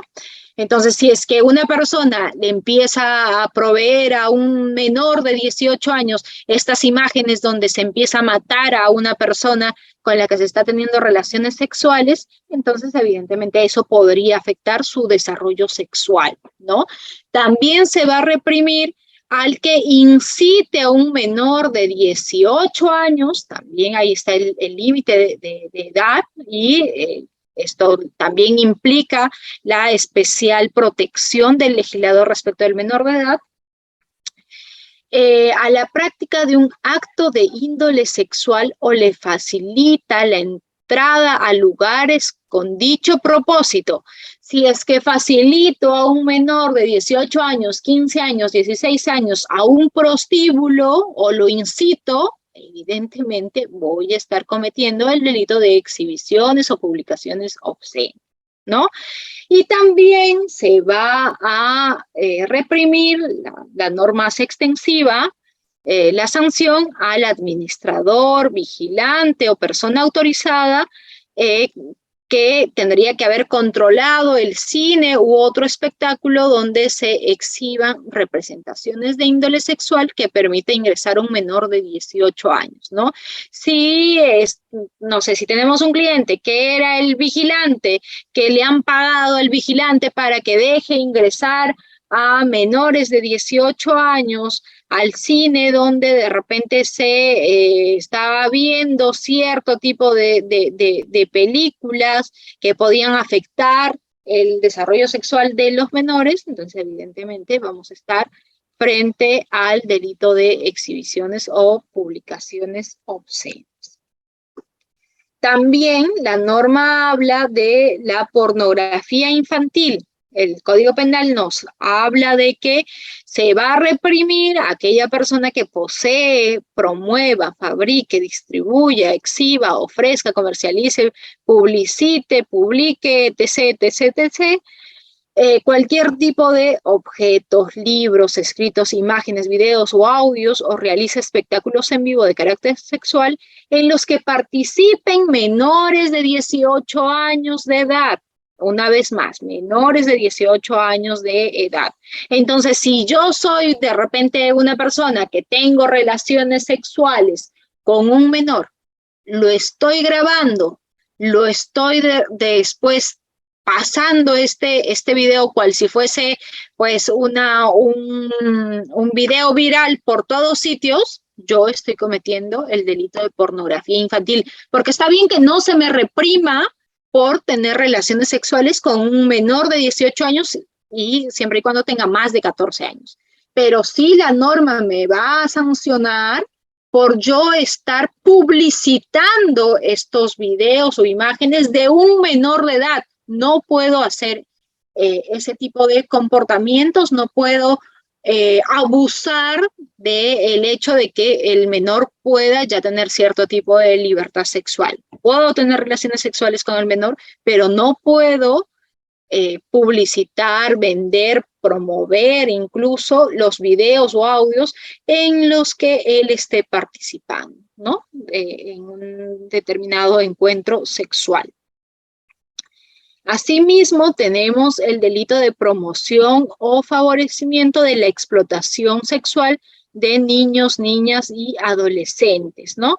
El que promueva, favorezca o facilite la explotación sexual de niño, niña o adolescente será reprimido con pena privativa de libertad no menor de 15 ni mayor de 20 años, ¿no? Si el que favorece directamente o a través de un tercero utiliza como medio una retribución o promesa de retribución económica o de otra índole, al menor de edad será reprimido con pena privativa de libertad no menor de 20 ni mayor de 25 años, ¿no? Entonces, lo que decíamos anteriormente, está bien, tiene cierto tipo de libertad sexual el mayor de 14 años, pero eso no implica que él pueda dedicarse a la prostitución. Y si es que yo estoy favoreciendo esto, si yo estoy promoviendo o le estoy ayudando a que se pueda vender el adolescente, entonces voy a estar frente al delito de promoción o favorecimiento de la explotación sexual de niños, niñas y adolescentes, ¿no? Y de igual manera, yo no puedo de repente mediar algún tipo de retribución o promesa económica o promesa de retribución para tener algún encuentro sexual con el menor, porque voy a estar también cometiendo un delito. Es decir, la norma o el sistema jurídico penal me dice, adolescentes pueden tener relaciones sexuales, ya tienes cierto grado de madurez a partir de los 14 años como para que puedas ya ir desarrollándote o teniendo encuentros sexuales o cierto tipo de actividades, pero ello no implica de que abuses de las facultades que tienes o de esta libertad que tienes porque todavía estás desarrollándote. No puedes tener relaciones con alguien mediando precio, no pueden filmarte y distribuir este material, no pueden facilitarte el acceso a cierto tipo de cine en el que de repente se vaya a proyectar películas que van a perjudicar tu desarrollo sexual, ¿no? Es más, no puedes incluso, como señalaba el propio tipo penal, no puedes de repente acudir a espectáculos donde inciten tu despertar sexual, ¿no? Entonces, eso está prohibido para los menores. Finalmente, vemos rápido esto del tratamiento que se les da a los niños, niñas y adolescentes que han sido víctimas en un delito de cualquier tipo de delito de connotación sexual, ¿no? La normatividad, específicamente el Código Procesal Penal, ha establecido de que si nos encontramos frente a un delito en el que la víctima ha sido un niño, niña y adolescente que ha sido de repente víctima de los delitos de violación contra la libertad personal, ha sido víctima de proxenetismo, ofensas contra el pudor, etcétera, pero sobre todo también ha sido víctima de algún delito contra la libertad sexual, entonces evidentemente que esta persona, para evitar una doble victimización, una revictimización, es preferible que este niño, niña o adolescente pase por la declaración única en cámara Gesell, cosa que así se registra en audio y video su declaración y posteriormente no se le vuelva a llamar a cada rato como para que pueda rememorar este hecho traumático y evitar así una doble victimización, ¿no? Todas las cámaras GESEL, las declaraciones en cámara GESEL de los niños, niñas y adolescentes se tienen que realizar con intervención de un psicólogo que esté especializado en lo que es la cámara GESEL y bueno, se va a seguir cierto tipo de protocolos que están, o mejor dicho, cierto tipo de reglas que están reguladas en el protocolo de entrevista única para niños, niñas y adolescentes, ¿no? Pero básicamente es una especie de audiencia, porque la norma establece que esta diligencia es una prueba anticipada, es decir, una prueba que tiene que gozar de las mismas garantías como si se tratase de un juicio oral, por lo tanto tienen que participar necesariamente el juez que dirija la diligencia, que evidentemente esté en el salón de observación, ¿no? Que no va a estar al lado del niño, niña y adolescente que está siendo entrevistado como para no interferir en su declaración o de repente no inducir algún tipo de respuesta, ¿no? Tendría que estar además del juez, el representante del Ministerio Público, tendrían que estar los representantes del menor, tendría que estar el abogado defensor del imputado. Esto es muy importante porque si no se le ha notificado de manera debida, se tiene que volver a notificar, reprogramar la diligencia. Si se le ha notificado debidamente y no ha acudido su defensor, se le asigna un abogado de oficio para resguardar su derecho, ¿no? Y se instala la especie de audiencia, le empiezan a hacer, el entrevistador le empieza a hacer las preguntas que previamente se han establecido a la víctima, se registra en audio y video y posteriormente esto va a quedar grabado no solamente en el audio y video, sino que se va a levantar un acta de todos los pormenores de la diligencia, ¿no? Y después se va a lacrar, se va a cerrar esta diligencia, el acta, y se va a pasar posteriormente para juicio oral para que posteriormente ya en juicio solamente se lee esta acta, ¿no? Ya no se llama al niño o niña o adolescente o a la víctima, ¿no? Entonces, con esto terminamos y abrimos pase para las preguntas que ustedes pudiesen tener. Excelente, doctora. Muchísimas gracias, estimados participantes. Solamente vamos a dar pase a quienes no hayan intervenido, ¿correcto? Damos pase al doctor Álvaro Yepes Álvarez. ¿Cómo está, doctor Álvaro? Muy buenas noches. Tener en cuenta que tienen que tener activos sus cámaras, pero estudiantes que no hayan intervenido, ¿correcto? Es una pregunta por participante. Adelante, doctor Álvaro. Sí, muchas gracias, doctor. Doctora, buenas noches ante todo. Doctora, yo quería hacerle una pregunta con relación a la tipificación del del delito de acoso sexual, doctora. ¿Qué pasaría, doctora, si en un caso determinado, por ejemplo, el presunto agresor, ¿no?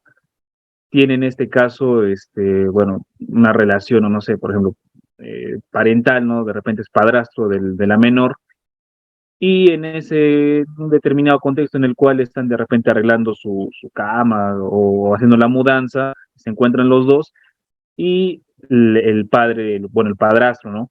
Le indica que la abraza, ¿no? Y le dice que está enamorado de ella y que pronto ella se va a enamorar de él. ¿Podría en ese sentido, esa, por así decirlo, esa declaración de amor y que ellos van a ser una pareja, van a compartir la cama, podría configurar el delito de acoso sexual, doctora? Gracias por la pregunta, colega. Hay que tener en cuenta cuáles son los verbos rectores del delito de acoso sexual, ¿no? El delito de acoso sexual se configura cuando el agente persigue, es decir, va detrás de la víctima donde quiera que la víctima vaya. Hostiga, es decir, que la molesta constantemente, la asedia, hace que la vea, etcétera, ¿no? persigue, hostiga, vigila, asedia, etcétera, ¿no? Y todos estos comportamientos, si son reiterativos, tienen que tener la posibilidad de causar un perjuicio en cuanto al normal desarrollo de la vida o de la personalidad de la menor o de la persona, ¿no? Es decir, que por estos actos de hostigamiento, de persecución, de estar detrás de la víctima constantemente, yo he causado la posibilidad de que se pueda, digamos que afectar el normal desarrollo de las actividades de la víctima o se le pueda frustrar de repente la libertad que la víctima puede tener para desarrollar sus actividades de manera cotidiana, ¿no? Si es que esto se hubiese producido de repente en una sola oportunidad, tendría que de todas maneras haberse alterado la vida de la víctima, ¿no? Ahora, en este caso de acoso sexual, yo no lo veo tanto como acoso sexual, ¿ya? Porque no se trata de que está persiguiendo, está hostigando, está, digamos que, persiguiendo a la víctima, ¿no? Sino más se trata, de repente podríamos verlo como el caso de, bueno, dependiendo de las circunstancias, es que la abrazó, la tocó, podríamos hablar de algún tipo de acto de tocamiento indebido, podría ser por ahí, ¿no? Pero digamos que está como un poco en la nebulosa, no lo veo tanto como acoso sexual porque no se presentan esos elementos de estar constantemente detrás de la víctima. Por ahí alguien nos dice persuasión o seducción. Podría ser, yo creo que más se iría por un tema de seducción antes que por un tema de acoso, ¿no?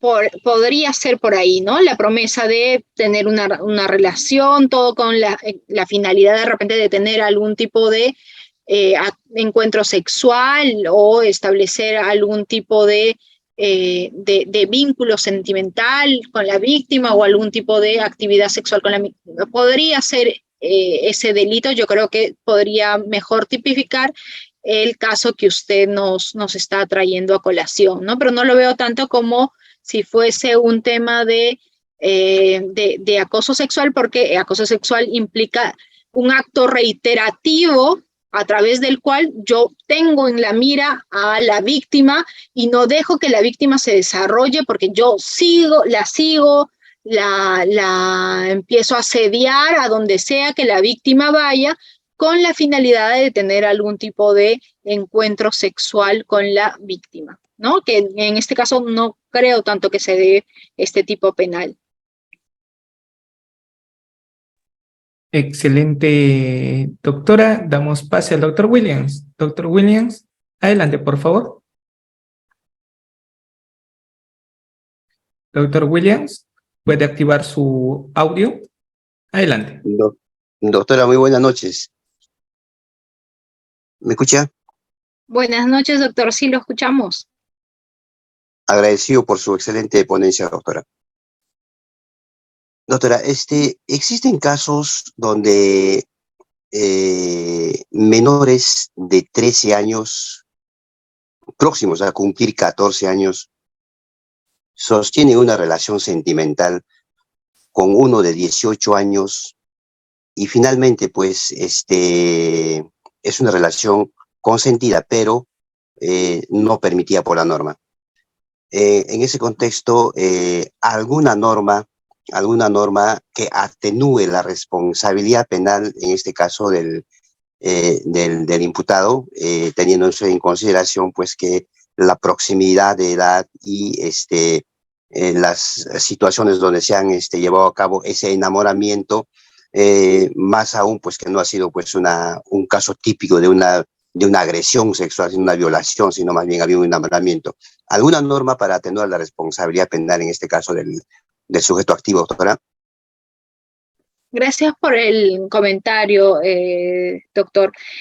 No he visto una norma en concreto, pero sí existen varias sentencias. No la tengo a la mano, la voy a compartir igual con ustedes de repente a través del aula virtual que tienen, donde existen pronunciamientos en los que jurisprudencialmente se ha establecido, mientras más el menor de edad se encuentre próximo a cumplir los 14 años, se tendría que tener en cuenta esta circunstancia y entre otras como la existencia de una relación sentimental entre el agresor, entre comillas, el agresor y la víctima, y de repente que señalar de que es una relación que ha sido consentida por la familia, conocida, que no ha mediado algún tipo de acto que implique golpes o fuerza física o algún acto de intimidación o coacción. Entonces la Corte Suprema señala que esta circunstancia de estar próximo a cumplir 14 años y las circunstancias que denotan que existe una relación sentimental entre la víctima y el agente tienen que tomarse en cuenta para atenuarse considerablemente la pena que se tiene que imponer, pero hasta ahora yo no he visto una sentencia que señale que queda exento de responsabilidad, ¿no? Es decir, va a merecer una pena, la pena va a ser atenuada considerablemente por todas estas circunstancias, ¿no? Igual voy a compartir con ustedes a través de aula virtual una sentencia que tengo por ahí en el que se señala esto, ¿no? Que mientras más cerca la edad, ya en realidad digamos que ya la víctima está próxima a tener la edad como para ya disponer de su sexualidad. Excelente, doctora. Doctora Dorlisca, muy buenas noches. Está activo su audio. Adelante, por favor. Doctora Dorlisca. Buenas noches, doctora. Excelente ponencia. Doctora, con relación al delito de violación sexual, si bien sabemos que el certificado médico legal de una menor agraviada es relevante para poder determinar si hubo violación o no, ¿y qué sucede si en este certificado concluyen que el himen es festoniano? Muchas gracias, doctora. Gracias por la pregunta, colega.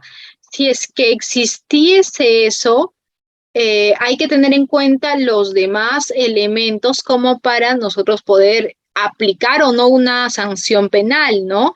Porque si es que se trata de, en realidad, un himen que, como usted señala, que es un himen complaciente, es decir, un himen que no ha tenido ningún tipo de ruptura, en realidad se expande al tener relaciones sexuales y por lo tanto no podría determinarse si es que ha existido o no penetración, hay que tomar en cuenta todos los elementos en concreto, ¿no?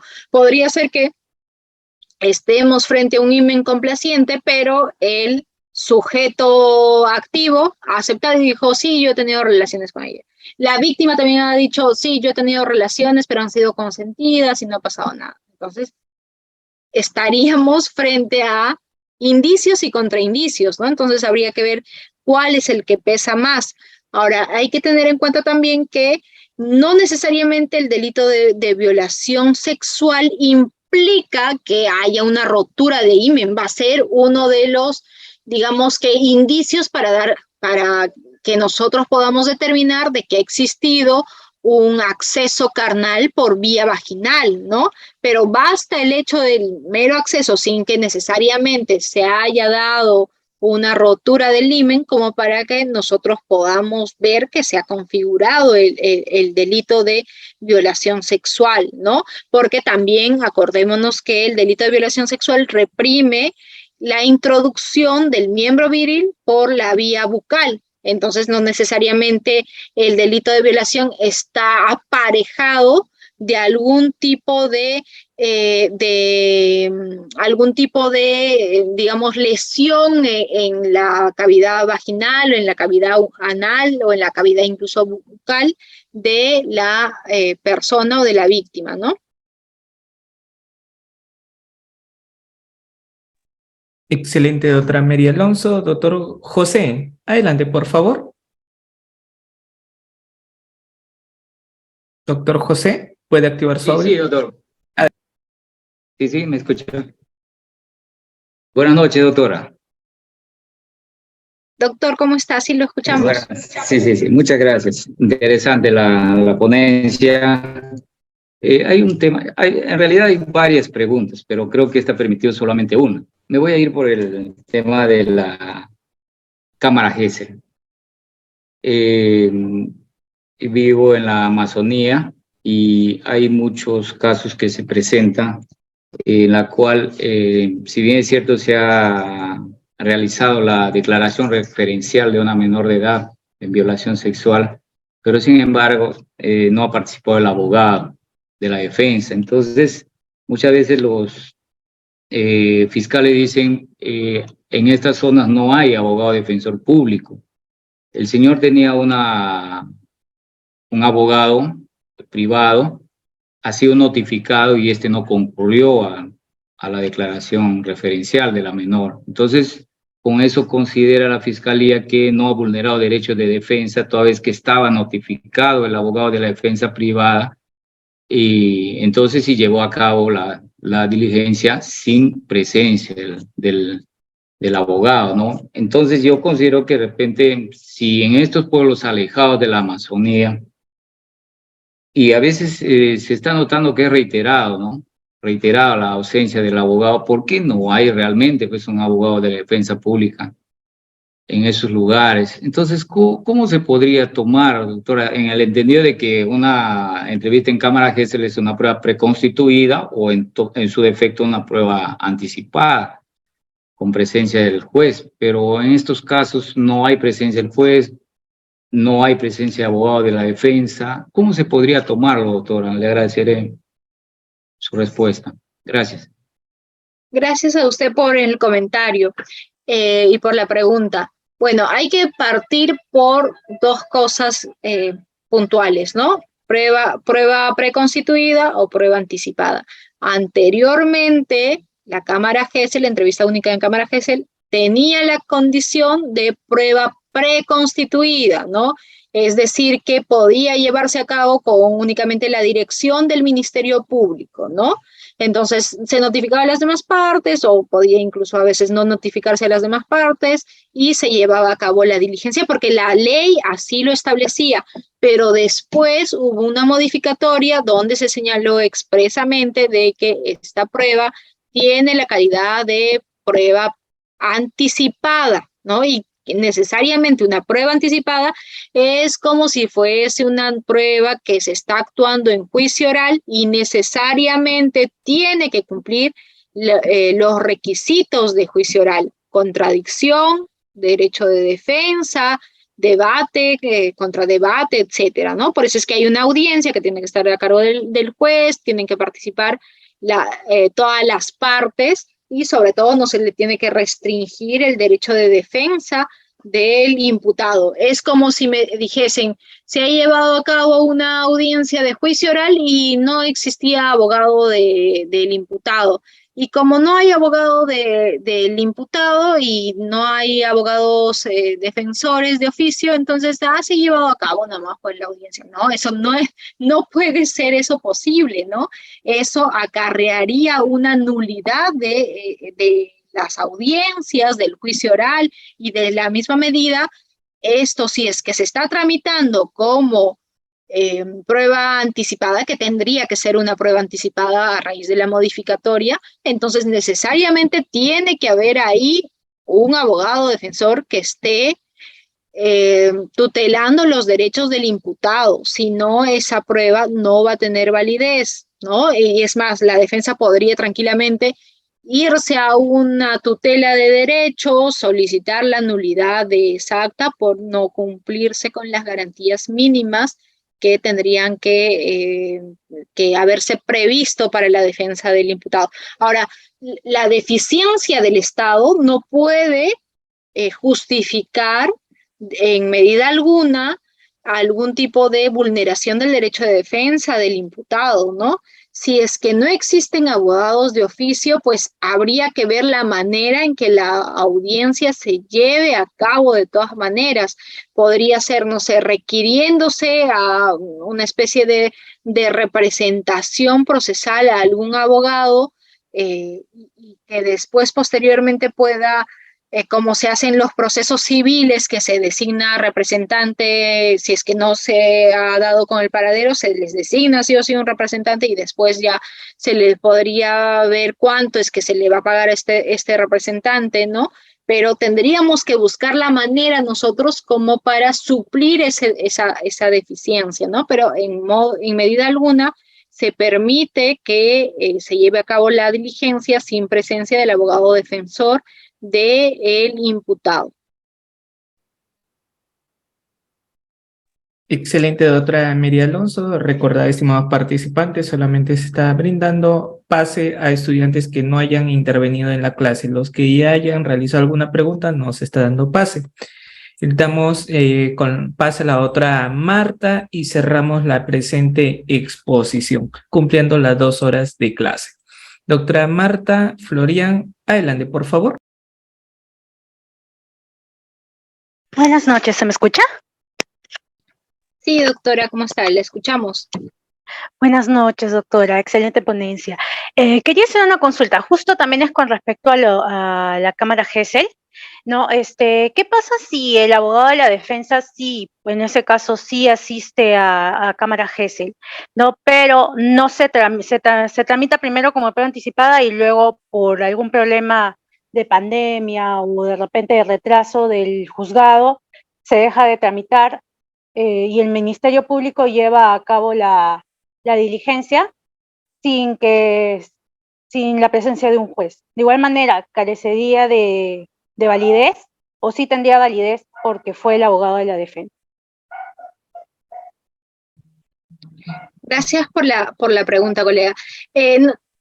Tendríamos que analizar si es que en un primer momento, cuando fue prueba preconstituida, se llegó a realizar y después fue una especie de ampliación nada más, o si por el contrario nunca se realizó como prueba preconstituida y solamente se llegó a tramitar, se llegó a realizar como prueba anticipada, ¿no? ¿Por qué pregunto ello? Porque si es que en un primer momento se llegó a realizar la entrevista única con las normas de una prueba preconstituida y asistió el abogado defensor y no asistió el juez, entonces ahí estaría plenamente válido o se habría obtenido esta prueba de manera válida, ¿no? Pero si ya estamos o la primera vez que se ha realizado esta diligencia ha sido como prueba anticipada, entonces necesariamente la prueba anticipada requiere de todo un procedimiento que lo establece el Código Procesal Penal, ¿no? Se recibe la solicitud de alguna de las partes, no solamente el fiscal podría solicitar prueba anticipada, sino cualquiera de las partes. Se recibe la solicitud, el juez analiza, corre traslado a la otra parte, fija y resuelve. Si es que admite la prueba anticipada, tiene que señalar la fecha, hora, separar la Cámara Gesell, etcétera, y ese día también va a haber una especie de audiencia en el que van a participar todas las personas. Pero si es prueba anticipada, necesariamente tienen que cumplirse con todas las formalidades. No solamente basta de que asiste el abogado defensor, sino que tiene que haber también un juez que dirija esta audiencia de manera imparcial y que tutele los derechos del imputado o mejor dicho, tutele el debido proceso, ¿no? No va a ser lo mismo que yo imputado sea, digamos, que la diligencia sea realizada por el Ministerio Público, que si es que ya ha encontrado varios elementos en mi contra, en realidad va a ser una especie de juez y parte, ¿no? Entonces tiene que ser necesariamente alguien imparcial que lleve a cabo esta diligencia.